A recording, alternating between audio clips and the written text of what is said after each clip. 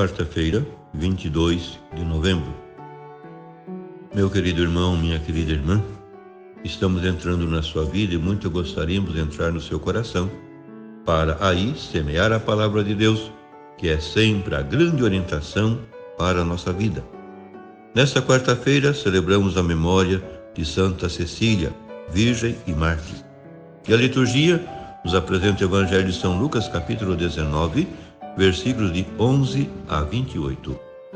Naquele tempo, Jesus acrescentou uma parábola, porque estava perto de Jerusalém, e eles pensavam que o reino de Deus ia chegar logo.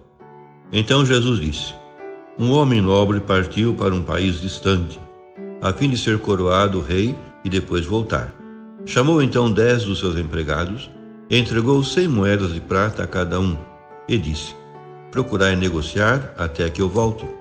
Seus concidadãos, porém, o odiavam e enviaram uma embaixada atrás dele, dizendo: nós não queremos que esse homem reine sobre nós. Mas o homem foi coroado rei e voltou. Mandou chamar os empregados, aos quais havia dado o dinheiro, a fim de saber quanto cada um havia lucrado. O primeiro chegou e disse: Senhor, as 100 moedas renderam 10 vezes mais. O homem disse: muito bem, servo bom. Como fosse fiel em coisas pequenas, recebe o governo de 10 cidades. O segundo chegou e disse: Senhor, as 100 moedas renderam 5 vezes mais. O homem disse também a isto: recebe tu também o governo de 5 cidades. Chegou um outro empregado e disse: Senhor, aqui estão as tuas 100 moedas, que guardei num lenço, pois eu tinha medo de ti, porque és um homem severo. Recebes o que não deste e colhes o que não semeaste. O homem disse: servo mau, eu te julgo pela tua própria boca.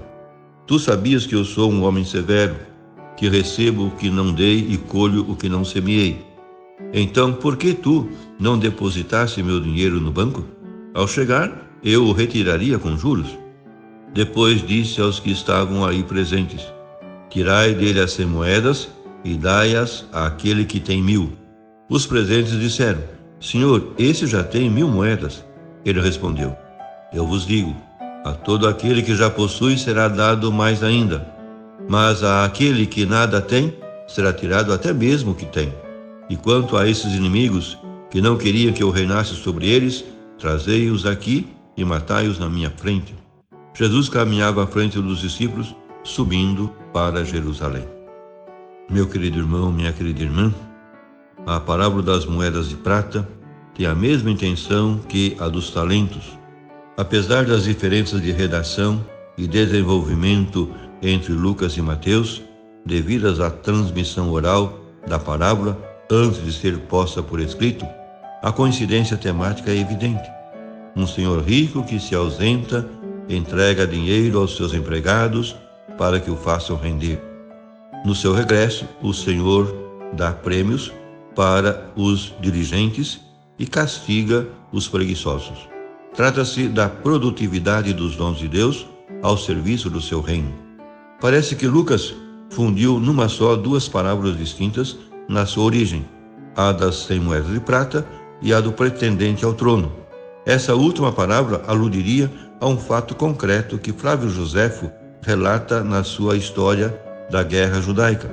Arquelau, quando da morte de seu pai, Herodes o Grande, fez uma viagem a Roma para conseguir de César a jurisdição sobre toda a Palestina. Devido a uma alegação de judeus que o acusaram de crueldade, recebeu de Roma o governo de apenas metade do território, Judéia, Samaria e Idumeia, e não com o título de rei, mas de etnarca. No seu regresso de Roma, vingou-se sangrentamente dos seus inimigos. 10 anos mais tarde, Arquelau era deposto pelos romanos. Mateus coloca a parábola dos talentos na perspectiva escatológica de Jesus e sob o lema da vigilância para o tempo da igreja: vigiai, porque não sabeis o dia nem a hora da vinda do Senhor. Lucas, porém, tem uma perspectiva mais imediata. O seu relato parte da proximidade de Jesus a Jerusalém, já no final da sua viagem, e da expectativa popular do reino de Deus como iminente.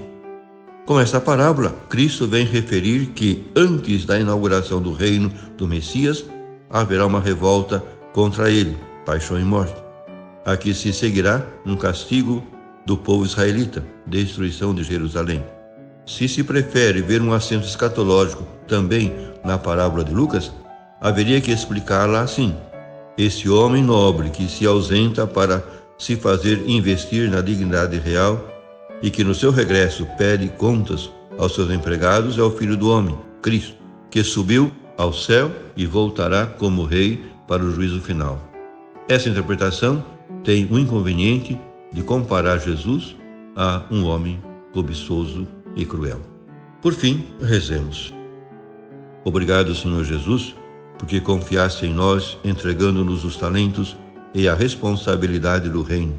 Com a palavra de hoje, nos abres os olhos sobre os nossos pecados de omissão e mediocridade. Concede-nos ter muito amor para receber mais amor. Acompanha-nos, Senhor, com teu espírito de criatividade, para que, fazendo render os talentos que nos deste para o serviço do reino de Deus e dos irmãos, mereçamos, na tua vinda, escutar dos teus lábios as palavras dirigidas ao servidor fiel e responsável. Entra tu também na alegria do banquete do teu Senhor. Amém. E a você, meu querido irmão, minha querida irmã, que me acompanhou neste encontro com a palavra de Deus, desça sobre ti a bênção de Deus Todo-Poderoso, Pai e Filho e Espírito Santo. Amém.